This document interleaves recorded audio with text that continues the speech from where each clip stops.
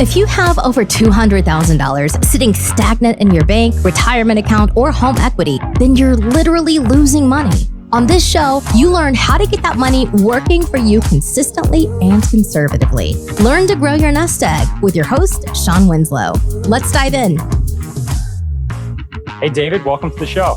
Oh, thanks for having me. I'm excited to be here today. No, I really appreciate you taking time out of your schedule. I know you're a busy guy. But before we get into the meat and potatoes of the episode, let's get your origin story because everyone likes to hear that. You know, what have you done in the past to get to you where you are today? Yeah, my origin story, I was bit by a spider. Just kidding. Yes. Yeah, I've been waiting to meet Peter Parker. Right. No, I have been in real estate for about the last 10 years because I read Rich Dad, Poor Dad when someone handed that to me in college. So that was my spider bite, basically. So, that's the book that changed a lot of my mindset versus just going to college, getting a good job, going out into the workforce. So never could think that way again, and got into real estate.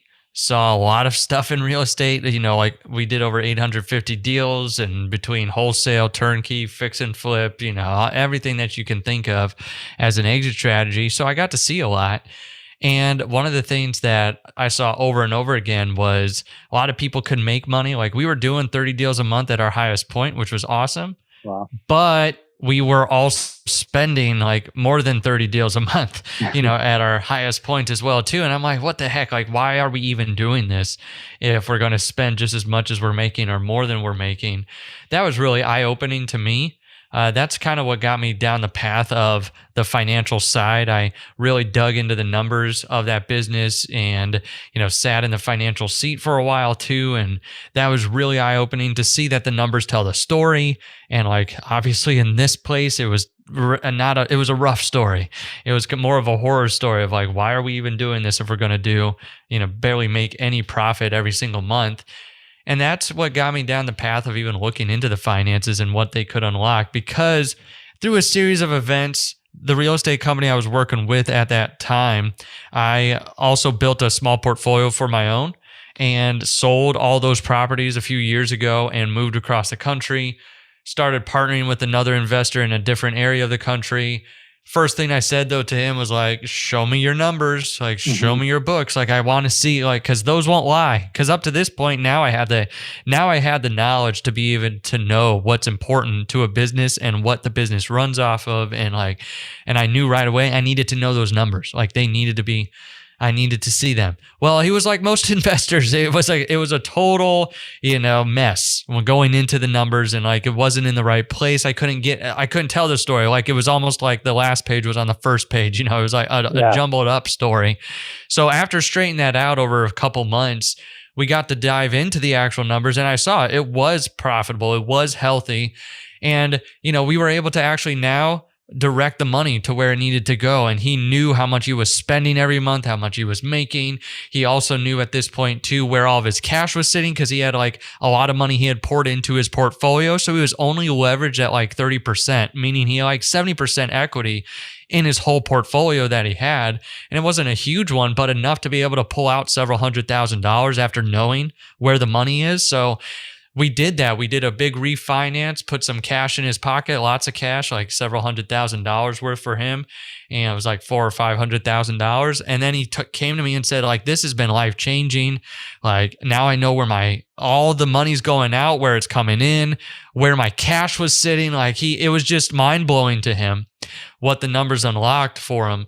That to me was the other spark. So I've got several origin stories. First was like real estate. And then the second was I've got to help people know what the numbers unlock and help them get just that same spark that he had of like, wow, now that I know these numbers, like what can't I do? Like I can adjust them, I can change them, I can either bring more revenue in, or do I need to cut something over here? Or, like if I buy another rental, like what kind of loan am I going to get? It just unlocked a lot for him. That's why I started the business that I have now. That got me down the road of profit first. Like once I told one of my mentors I was starting the business, he said, have you read Profit First? I said, no. He said, please read that book. I think you're really going to like it. I read it all in one night, 10 pages of notes I took. It was like, this was an awesome book. So I said, great framework, for the entrepreneur or business owner to manage every dollar that comes through their hands. And so we started implementing it, and that's where the next origin story of like how I wrote Profit First for real estate investing was a year later after implementing the system and after reading the book and implementing it with dozens of real estate investors, went back to Mike Michalowicz, the author, and said, hey, I'm a real estate investor. I've seen it work, your system, over and over again, but there's a lot of nuances that we're putting in there for real estate that are specific to the investing world. So I bought the intellectual property from him to write Profit First for real estate investing. And now the book is out. And that's kind of a progression from the last 10 years of being in real estate, seeing the numbers and what those unlock, and then actually trying to get this message out to people like, pay yourself first, make sure you're profitable, make sure your business is healthy, that type of message from the Profit First book and that whole philosophy.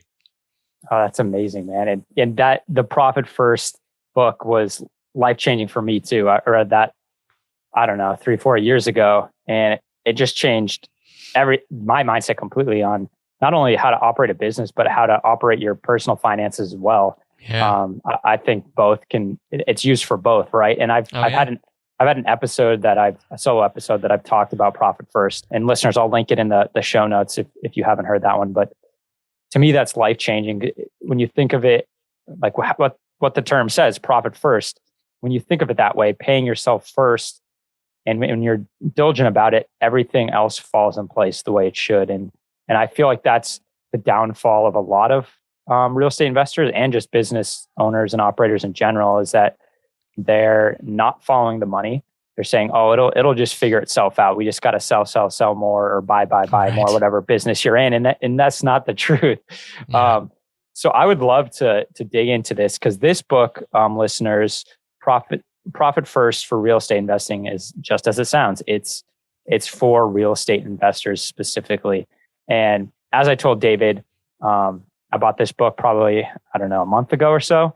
And it's next on the list. So I'm looking forward to really reading it, because as I said, the original Profit First was a game changer for me. But I'd love to dive into, obviously, we're going to give an overview, because we're not going to go into everything, because they need to buy the book for that. Yeah. But I would love to just like why real estate investors should use this, and how it can change not only their business, but their life. Yeah, I think what you said hit the nail on the head. Most people just run around thinking, if I do more deals, if I bring more revenue in, everything else works itself out. Yeah. And in a good market like we've had for the last 14 years, that is the case. If you just keep getting another deal, if you just keep closing it, that will help, and that will be good, to keep bringing the revenue in, and it hides a lot of the mistakes. But if you run into any snags, not even a recession, but like just in your business or in your personal life, then that's when the next deal just doesn't cover it. It's like you can run that way if everything's good, everything's smooth sailing, but we know that's not life. Life doesn't just work out smooth sailing all the time. So things are going to pop up. And I call it in the book the real estate rat race. Like, you have to be chasing that next deal. It's almost like with the W-2 job. If you read Robert Kiyosaki's books, he's like, if you have a W-2 job and you get a paycheck, you're paying the government first. Like, they take out your taxes before anything else. So even if you try to pay yourself first, you really can't, because the government takes their portion. Well, that's what's different about the real estate investing world or entrepreneurship, is you get to dictate that before you pay taxes. Do you have to pay taxes? Yes. If you have rentals, so you can offset a lot of that or get it as close to zero as possible. But it's different, being that entrepreneur, that real estate investor. And that's where, if you do have a W-2 job, this will still apply to you, because there's still the principles, the concepts, the core habits that you can build inside of Profit First, and the framework and the structure to help get you to where you want to be. But as far as real estate investing goes, we have to know that just because you jump from a full-time W-2 job into real estate does not make you that entrepreneur and that business owner. Now, it's a huge step, and like, give yourself a pat on the back for taking that leap. But now there's things you have to learn. And as a business owner, where you might have some bad habits from being a W-2 employer, from going to a job, or those types of things, or maybe you just have bad money habits from the past. It might be something from like growing up, the middle class mindset or mindsets that you've never heard before. That's why I like Profit First so much, because it's just a crystal clear message on how wealthy people become wealthy. Notice I said wealthy, not rich. Like, this is not a get rich quick scheme. This is not like, oh, you're going to be like untold, fabulously rich, like with this. What you're going to do is build wealth, like true wealth over, like as fast as you can do deals, basically. So if you're doing a ton of deals, you can build the wealth very quickly. If you're like doing the deals once a month or once a year, like you'll still build the wealth, but this is more of a wealth building tool, and it's a very simple tool. So the first thing, besides the rat race that we've talked about, the first thing that I always tell people, and I even put this in the book before the actual steps, is I want you to know what you even need to get out of your rat race. Because in your W-2 job, it was really easy. It's like, I've got the paycheck coming in consistently, and I've got, these are my monthly expenses. But if you've never done that, maybe you didn't ever do that in your W-2 job, or when you jumped into real estate, you didn't know. How much do you need to bring in? Is it 5,000, 6, 7, 10, 15,000 a month just to live your lifestyle? A lot of people don't even know that number. Like, what does the business need to provide for me in order for me to be covered and to not have to worry about the pressure all the time of bringing the deals in?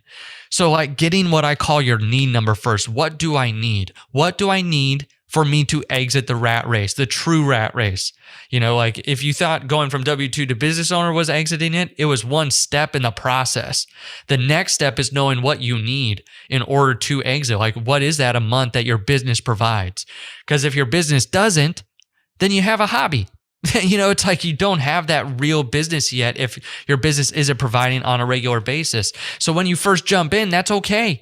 It might just be like, I need to hustle, grind it out, like get this money in. But on a consistent basis in the future, well, what do we need to be bringing in from our wholesale deals or multifamily, syndication deals, or like from our rentals or whatever it might be? So that would be the first step, is knowing what that number is. Then I also tell people as a bonus, like, get a want number too. If your need number is 10,000 a month, then what would 20,000 do for you? Or 40,000 a month, like to yourself? Like, then it gets exciting, because that's usually, if people just have what they're covered, it's usually a weight off their shoulders. But then if they think about, what if I could bring in 20,000 a month or double what I think I need? Then it's like, now there's financial freedom. Then you can save it, spend it, like use it on investments and getting a bigger, net worth. This is where you have money now to be able to go out and do the things you wanted to do, why you started your business. Like, no one started their business to be a cash eating expense monster. People started the business to actually attain that financial freedom. So that's some of the first things that I talk about. Then if you want to, I can go into the actual, like, what Profit First is all about, and like the mindset and the, some of the practical steps there. But I always like telling about that need number first, because a lot of people don't give themselves that North Star of like, this is what I need to be shooting for first to make sure I'm getting out of the rat race. Because if I feel like I always need that next deal, I make decisions out of fear and not for my purpose. Like, I'm always making sure that, if I don't have that deal closing, then, like, we've got to do it, even if it's a slim deal or whatever it might be. That's a dangerous place to be as a business owner. You're basically now a motivated seller, in your business. Yeah. And once you have that need, that want number, I like how you referred to it as the North Star, or just a goal, right? If you don't have that, you're not going to know where you're heading. You're not going to know where the money's going. You're not going to know what is my best next step to get towards my need and want and goal. So I'm glad you shared that. But let's jump into, because I know in the first book, on the Profit First, the original book, it's about setting up that mindset and that structure, like an actual structure. So it's, it's clear and it's repeatable. So if you wouldn't mind jumping into that and, that Profit First mindset, but how you can actually set it up for, so this episode's about multifamily investing. So whether that's syndicating or taking these down by yourself, how would you do that? So let's talk about that thought process or mindset first. It's a formula. And I know we love our formulas, especially in the multifamily and the real estate investing world, right? Let's make a spreadsheet. But the typical formula we hear from people is sales minus expenses equals profit, meaning I make a sale, I pay everyone else and their mother, and then hopefully I have something left over at the end of the day. Like I just get to squeak by with that profit. And in the future, whether that's a year or 10 years, maybe it'll all be worth it. That's kind of like what's baked into us and what we think comes naturally. Like that makes sense, doesn't it? It does if you've never been taught these principles. And if you haven't internalized some of the books that you've read before, it makes sense like to go that route. But I want to teach you how to actually be wealthy, how to put more dollars in your pocket. And that mindset, that formula, the profit first formula is sales minus profit equals expenses.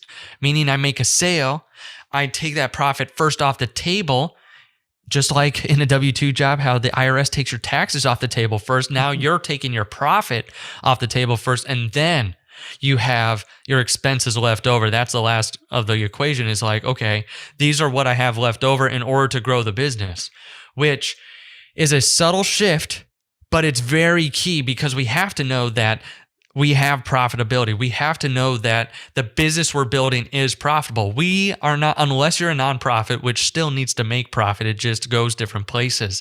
But in a for-profit business, that's why you have the business. You might have a specific why or a reason for the business, like I wanted to, help this many people, or I want to make this much, but whatever it might be. But the business is there to make a profit. Like that's the purpose of the business. And then you use those profits to do what your purpose in life is, or to do more of it. So we have to make sure the business is profitable so you can direct those profits where you want to direct them, whether that be vacations with your family, a new car, boat, whatever it is. So the practical steps though, once we have that mindset is one of the biggest mistakes. I'll start with the biggest mistake and go into the steps.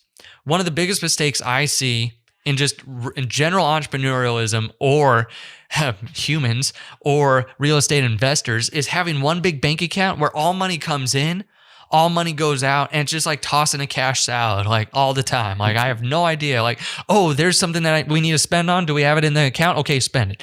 Oh, over here, spend it. It's like it's just all the time in and out, just making decisions. You're like, oh, I need to take some money out for myself, and you see the account, and you're like, I wonder if I have enough in there, if like stuff is going to run and auto payments and all that, and like, can I take it out? And there's just a lot of anxiety, no clarity, no control over the cash in your business when you have that one account. So profit first is built off of two core concepts. Number one, bank balance accounting. Like you as an entrepreneur and real estate investor look at your bank accounts way more in your like banking apps on your phone, way more than you look at like a QuickBooks app or or like a finance software. So like we need to leverage what you're already doing. You're already making those decisions off that one bank account and saying like, okay, do I have money in there? Good, let's spend it. You're like, oh man, I hope I don't overdraft tomorrow. So that's where let's utilize that and say, okay, I want to be able to look at my bank accounts and see where my money is. And then the second principle is the modernized envelope system. Like the second part of that system is the modernized envelope system. Like Dave Ramsey's made that very popular, love him or hate him. Like he's made it very popular in the personal finance world. And it's also something that's been around for a long time. You stick money in different envelopes and give those envelopes a name. And when you're out of the money, it's out for that month or week or whatever. Well, same concept we want to set up here. I want you to set up multiple bank accounts that are named specifically for different types of things, but specifically for you, the business owner. So this goes for, I don't care if you're in multifamily, if you're in single family, if you're in, if you're a real estate agent, whatever it might be, there's some key foundational bank accounts that you should set up no matter what. So what are those bank accounts? I call them, the first three are the golden trio to me. And the golden trio, because I love Harry Potter and Star Wars, like all those fun, big epic saga movies that always have the three main heroes, right? Luke, Han, Leia, Harry, Ron, Hermione. They're always pushing the story forward for good. You need three main heroes pushing your story for good because your business is your epic saga. Those multifamily buildings that you're buying or like syndications that you're investing in, that's part of your legacy. Like you might hand that down to your children one day, or you might sell in the future, and that might be like your big exit or whatever it might be. So for you, that's your legacy and that's your epic saga story, just like that. So you need three main heroes always pushing your story for good. What are those three heroes? Number one account, profit. Number two, owner's pay. And number three, owner's tax. So those are the 3 golden trio of accounts, the 3 heroes to make sure you don't go broke. That's so many people are making money in real estate, but they feel broke all the time, especially in multifamily. It's like, when are we going to see our returns? Like, when am I going to get my money back? Well, we need to make sure that we set up those accounts. So as soon as we get any money in, we're portioning it out to those accounts that benefit us first. So we know that we're healthy, the business is healthy, and that we don't have to feel stressed, because if we feel stressed, everyone around us feels stressed too. Our spouses, our children, our business partners, our employees. So that's why one of the big reasons is not for you to be selfish, it's for you to be unselfish. Because if you are taken care of, you can think more of, how can I help others? If you're always struggling for air, you're not going to be able to help other people as well too. Just like on a plane, put your mask on first, right? Making sure you're getting the oxygen. So with those 3 counts, different between profit and owner's comp. Profit is the icing on the cake that you take once a quarter, up to 50% out of there. And then there's the owner's comp, or owner's pay account, which is making sure you're paid on a consistent basis. And that's kind of like, I like to call this account the get out of the rat race account.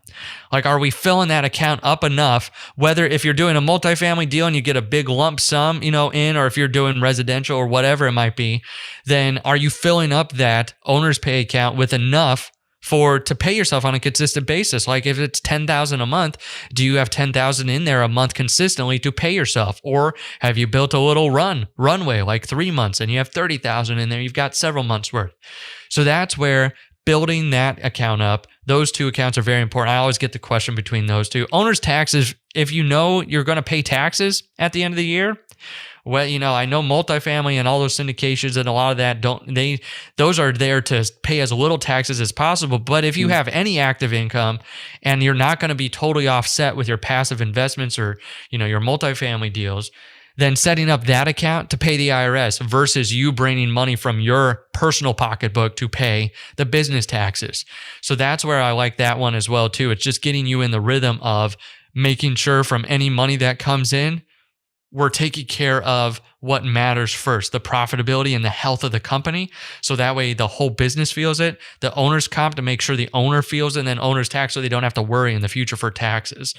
So those are 3 core accounts that I make sure that we set up with anyone we work with, whether they're multifamily or not, because we want them to get into the habit.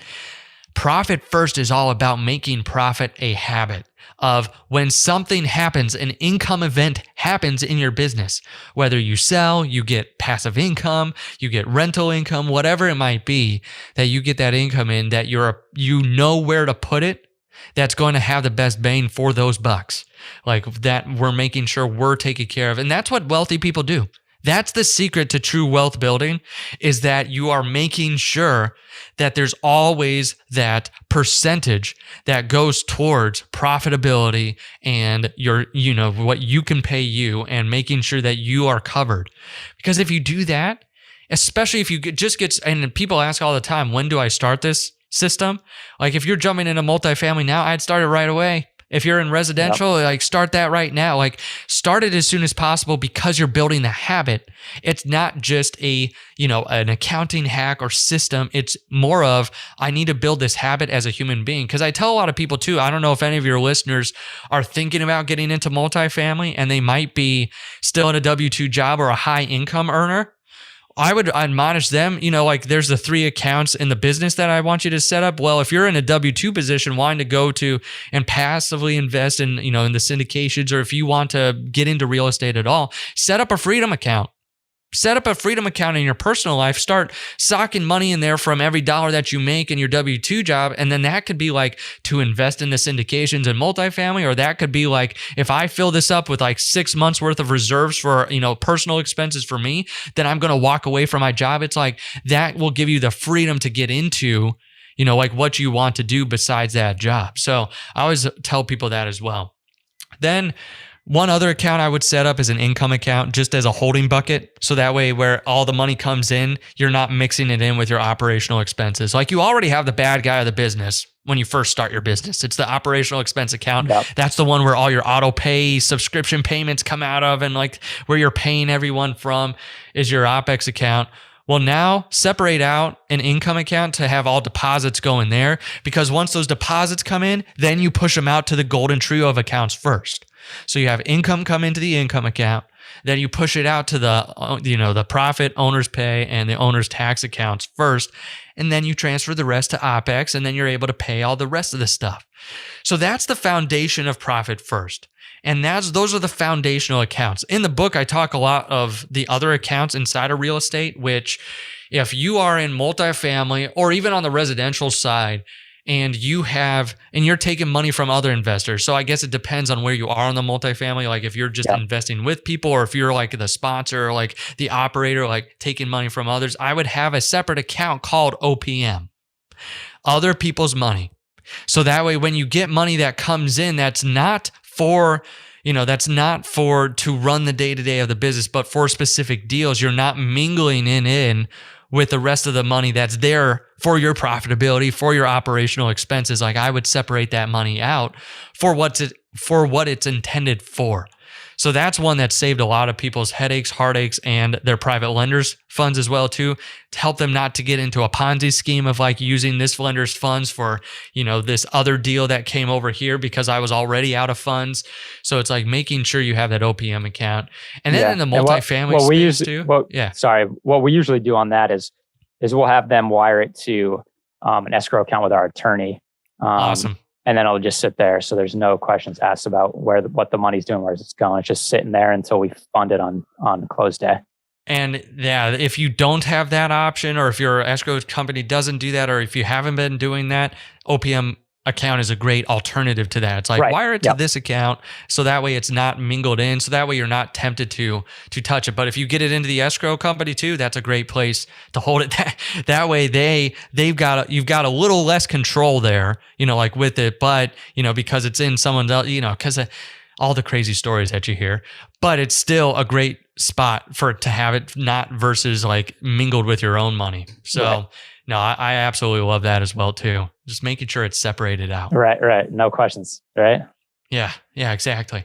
I've also seen in the multifamily, because I've interviewed several people on the Profit First REI podcast that I have as well as, and we've had some multifamily syndicators on there, and they say they love Profit First because whatever side of the deal that they're on, making sure that once it's their money, that they are portioning that out, because it's usually hunting elephants. Like they've said, like we're hunting elephants here. So it's almost more important than the single family side, because single family, like you could wholesale the deals or flip them, and you could have a pipeline. You're churning a lot. Or if you have rentals like that are on a monthly basis coming in, like until you get to that point in the syndication, like it depends on how they get paid and how it's all structured. But if you're hunting the elephant, you might have to take money in and then make sure I'm covered until the next deal comes in. Then it's almost like Profit First is more important for you, because it's going to help you not touch the money, or it's at least going to let you know, like, oh man, we're getting really low in these accounts. Do I have at least 2 months more in my OPEX account before, like the next deal comes through, or whatever it might be? It's just a great visual indicator for investors to be able to see, this is how much money I have in these accounts. This is what it's for. Now I can kind of plan out, do I have enough before the next deal hits? So it's just a great planning system as well too. That's so true. When I was starting out, syndicating, like you said, you're hunting elephants, and when you're new, you're not going to be taking down as many in a year as you would be once you're more established. Right. So we took our first down, and we got a chunk of the acquisition fee, which was great. Business changing at that time. But to your point, we didn't know when the next one was going to come. And when you're doing a value add deal, you're traditionally most likely not going to see any cash flow for at least a year. Right. Because you're paying your investors first, then everything else you're keeping in reserves while you're bringing vacancy down while you turn the units. So you're generally not seeing any cash flow from the property unless you have maybe some of the you'll get some of the asset management, but that's really small. So, but if you're solely just like a capital raiser and not asset managing and not getting paid, then you're not going to see any money other than the acquisition fee. So you got to, like David said, you got to make sure that you have this planned out for, say you don't think you'll get another deal for 6 months. Maybe it's even 12 months. You got to be planned out that money you took in from the acquisition fee is going to cover yourself for that amount of time. So yeah, I'm glad you brought that up. Yeah. It's something we see over and over again. Is just making sure you can cover it during those times. So if you think it's 6 months, maybe give yourself 9 to 12 months of reserve, so you know that you can at least be covered during that time. But that's why I love the system. It's adaptable to what the investor needs. Like for a multifamily person and syndicators, it's like it is more of a planning tool than like the churn and burn is more like, okay, I'm just managing the cash as it comes in. It's a great cash flow tool. On the multifamily side, it's a great visual planning tool as well, too, to say, this is how much I have in those accounts. I need to break this down. What does it translate into of how many months I now have in the different reserves? Or like, if I need to draw some for myself, how much do I have for myself? Yeah, that's so true. And we actually do this on a property level too. So we don't operate as a fund. We syndicate per deal. So it's individual private placement per deal. And so we'll set it up. The bank accounts, we'll have, I think we have about 6 different bank accounts per property. So we took it from profit first, right? So we segregate everything from, obviously operating expenses. Then we have what we're going to pay our investors, what we're going to pay ourselves in a different account. Then we have obviously reserves for vacancy maintenance, and then we have reserves for insurance, taxes, and I think I'm forgetting something else. But yeah, we separate per property. And I think that has made a world of difference to us. Cause like you said, if you just have it in 1 or 2 accounts, you don't know what's supposed to go where, what's coming in. It's just, this has helped so much. Yeah. And entrepreneurs, business owners, real estate investors, like we're usually more visual than like, okay, like, let me just write this down, or like, let me listen to this, or like, let me go dive into QuickBooks and separate all this stuff out. That's not the entrepreneur. They just want to see, do we have money here? We do? Okay, good. It's like, that's the other thing. The big part of this is I love what you do. Like set up those 6 accounts. You and your team know what those are for. And like, if they're getting low, this is what we can do. It's like, you're able to put those plans in place. So, like, oh man, we're getting low here. But then it becomes that warning light, an indicator, or it's the green light of like, hey, this is going well. We're going to get more deals in, like we're getting another deal in, or like we're getting cash flow and everything is going great here, like for where we are right now. So it's a great visual tool. Yeah. The other one was CapEx.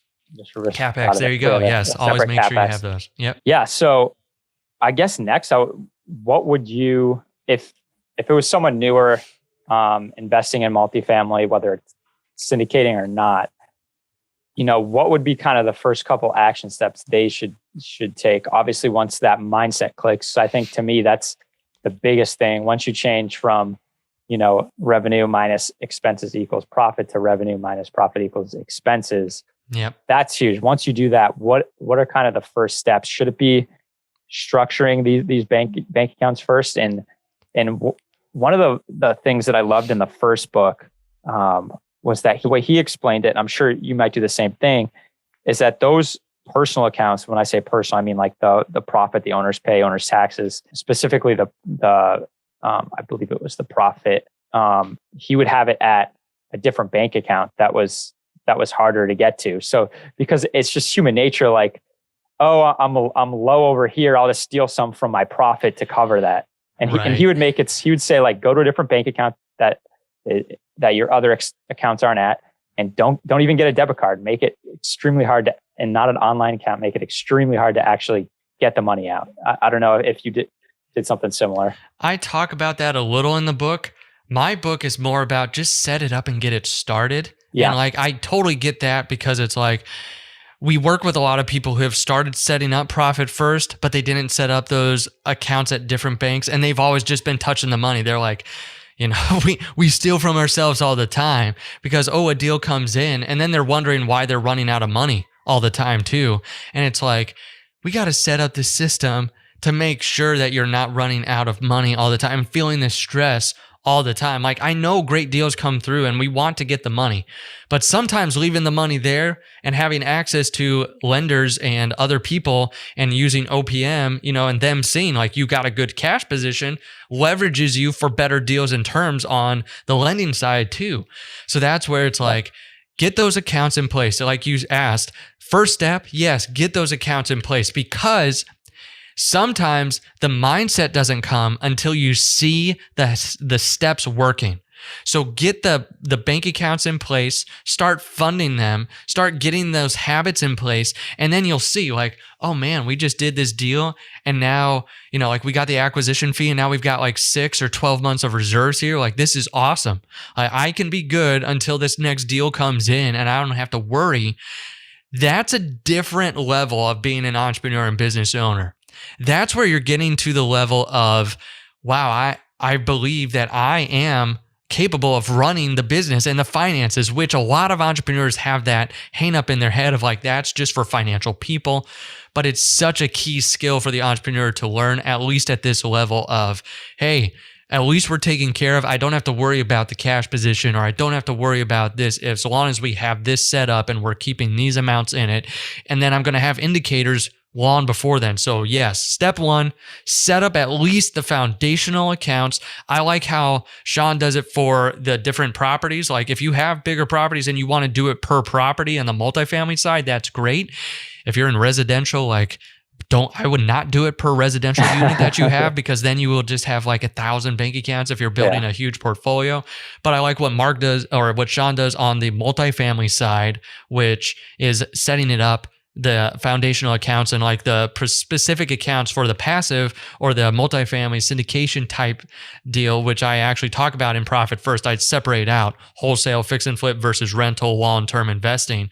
And one of those accounts is CapEx in there. So I go into greater detail on those sides and like what are the specific accounts for those types of investments too. So it would be setting those up, number 1.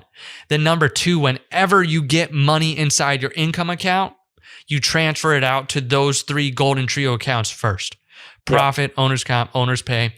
And people always ask, what percentage? I always tell people, start with where you are. Where are you right now? If you can't hit the goal or the targets, because in the Profit First original book and my book, we give targets for like different size business that you are. These are the percentages you should think about going for as goals to be able to transfer into those different accounts. And a lot of people say, well, I can't hit the goal. It's like, well, start where you are right now. Can you do at least 1% to profit? Like up to this point, if you've just been running super heavy expenses, number 1, it's going to tell you that right away just from using this system. And then number 2, it's like, how can we start with where we are and then incrementally each quarter get better on our percentages? So number 1, set up the account. Number 2, start transferring into those accounts with what you can do.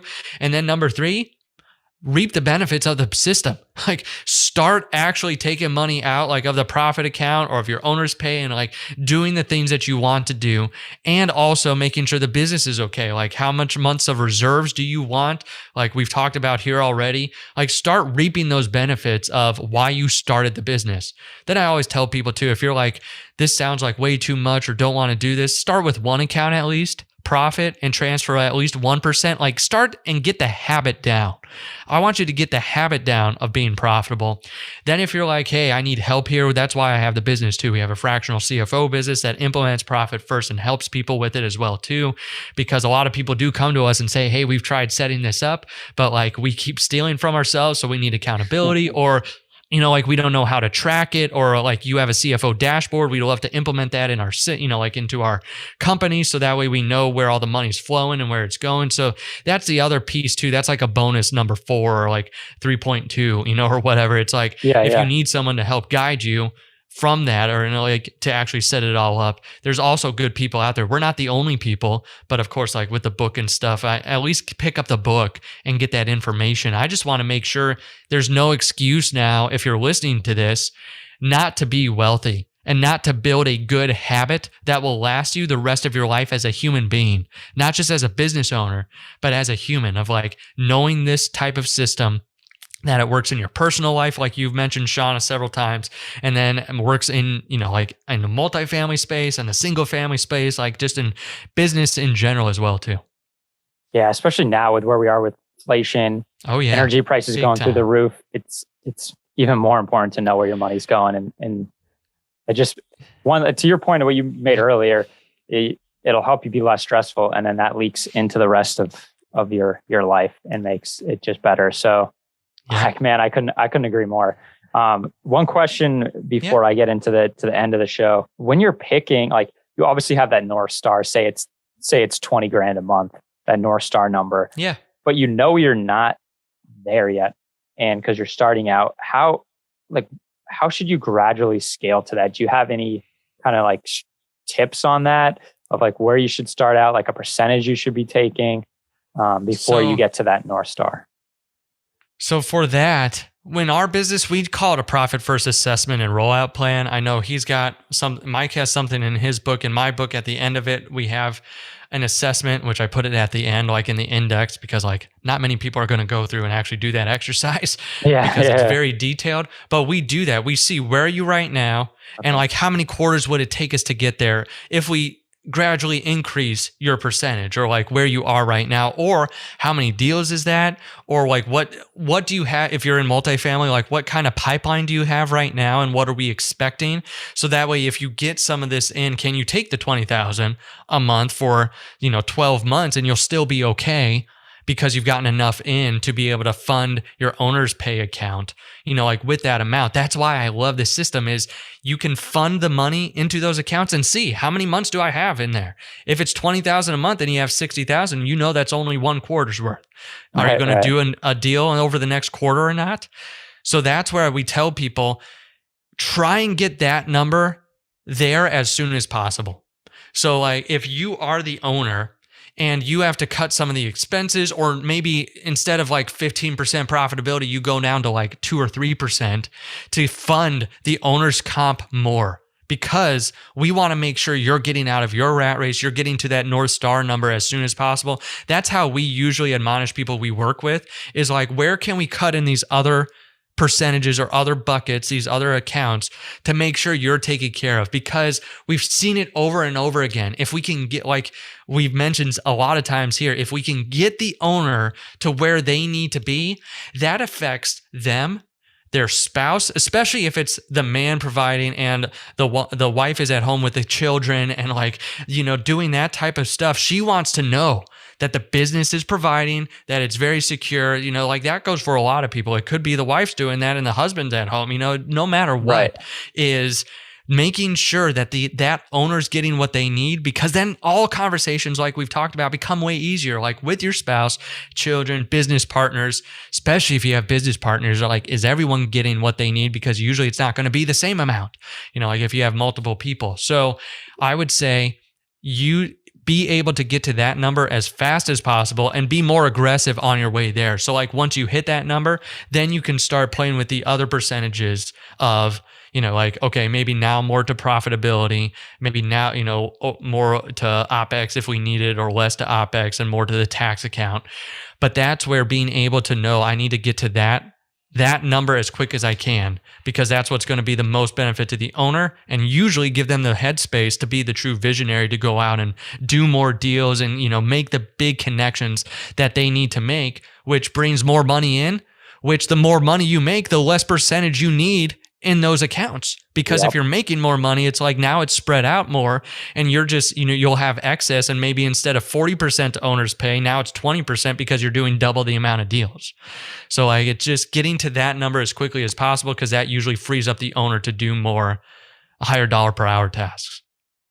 Awesome. That's really helpful. And guys, the moral of this story is go buy the book.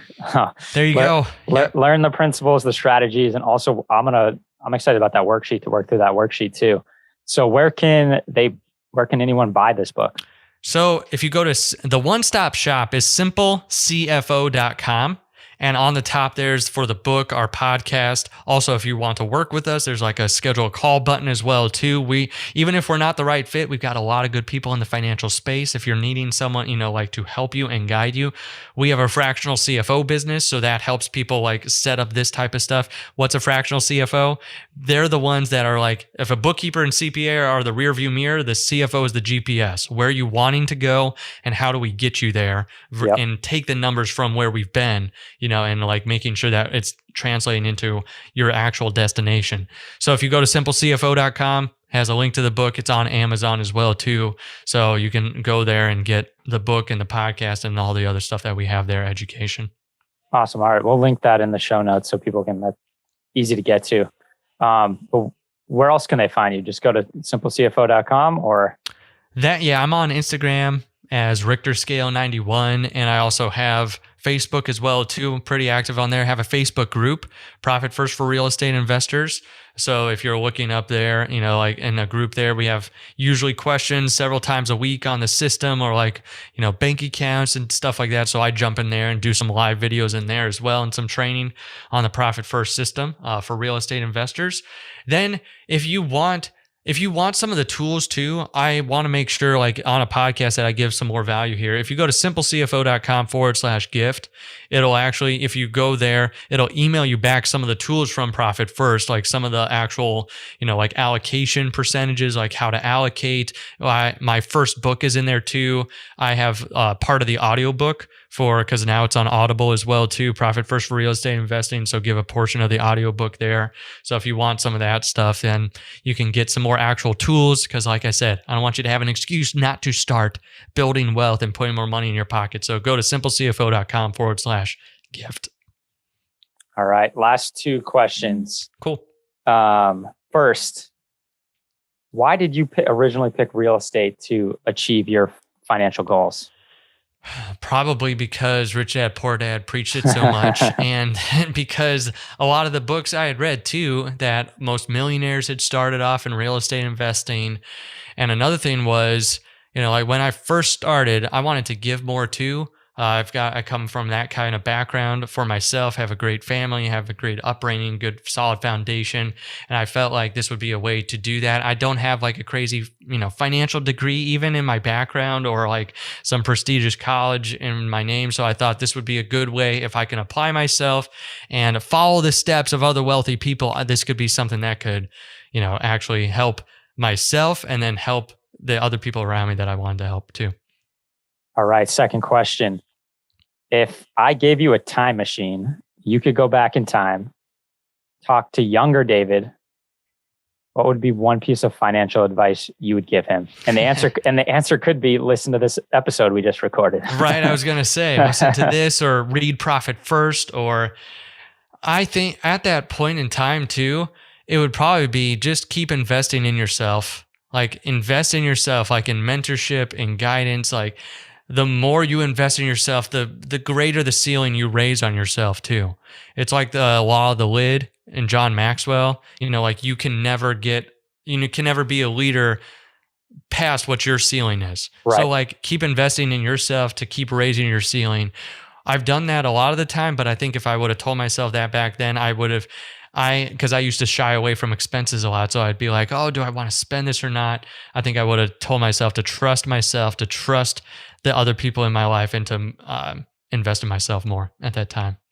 I love that. Yeah. Investing in myself and the mentorship that I've had has been a game changer for me. I definitely would not be where I'm at today without it.